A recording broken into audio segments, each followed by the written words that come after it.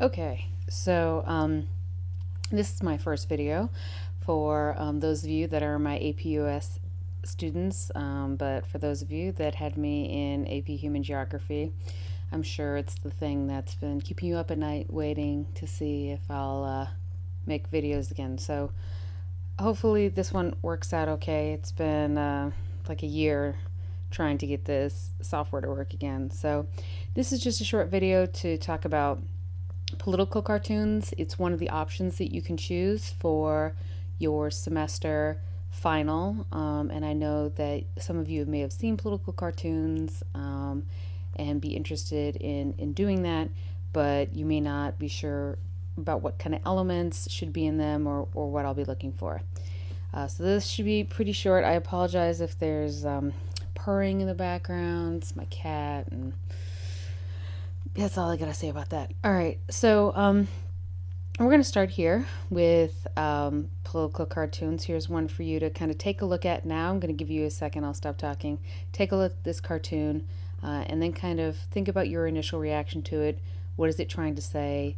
What kind of, basically just what is it trying to say? And then I'll have you come back and think about it after we've looked at what elements actually go into political cartoons.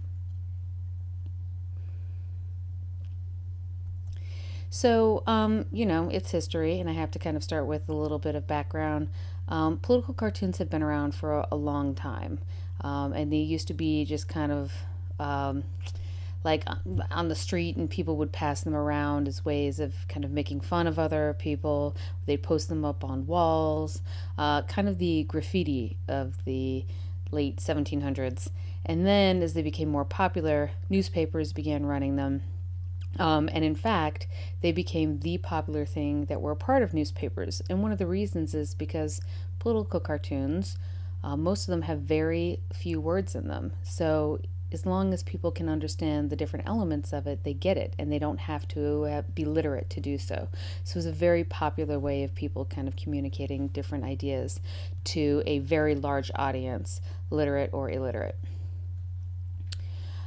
When you are looking at political cartoons, there are just a couple questions you should be asking yourselves every time you look at them, whether that's in class or that's just you reading the newspaper.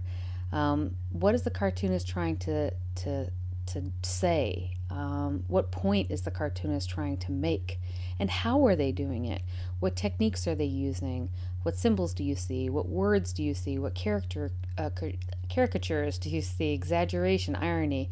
What is it that they're using to get their message across to you? Now, some of those terms you may feel comfortable with, and some of them you may not. So let's kind of break those major terms down so you know what you should be looking for in political cartoons, and you know what you should be looking to add to your political cartoons should you choose to do them for your semester final. The first one is symbolism.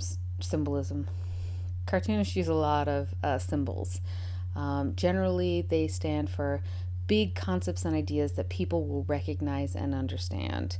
They want people to get their cartoon, so they use symbols that will be very common in popular culture. 2, exaggerations. So you may see physical characteristics or clothing or buildings. Something is out of whack. It's really small, it's really big, and they do this because they want to make a point about that element. Labeling. That's the words part. When a cartoonist really wants you to very quickly get what they're trying to say, they're not trying to use symbolism or anything mysterious. They just label it exactly what it is, so that they can make sure that everybody understands. Next is analogy. I'm sure you guys are very familiar with this through your literature classes, and this is just a comparison of two things that are unlike. So a lot of times they'll use kind of a similar, a common situation, one that everybody will understand, with something that's more complex so that people can make those connections, or people can look at it differently than they would have otherwise. Irony. Irony is just kind of the difference between the way that people expect them to be and the way that they are, or they think that they should be. And you often see irony as a cartoonist expressing their points of view.